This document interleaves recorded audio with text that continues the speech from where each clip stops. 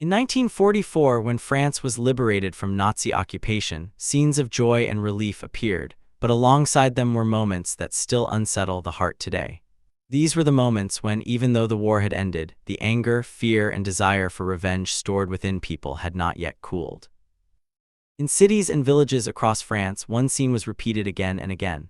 A woman accused of having relations with German soldiers would be seated before a crowd. Her hair was forcibly shaved. There was no court, no formal trial, only an accusation followed by punishment.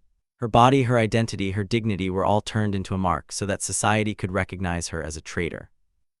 These public punishments were known as épuration sauvage, or wild purge. It was a time when justice was not delivered through law, but through the emotions of the mob. After years of humiliation, fear, and silence, the anger that had built up inside people suddenly erupted, and the easiest targets of that anger were often women.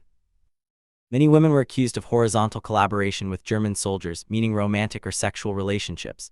Some accusations were true, many were nothing more than rumors, but there was no time or willingness to investigate the truth. Shaving a woman's head was not merely a punishment, it was a social brand, a mark that stayed with her for months, even years. Wherever she went, people recognized her. The hair was gone, but the shame was visible to all.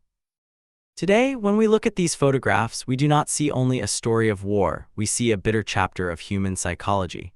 They remind us that freedom is not only a moment of celebration, but also a time of reckoning, pain, and unhealed wounds. These images raise difficult questions. Where does justice end, and where does revenge begin?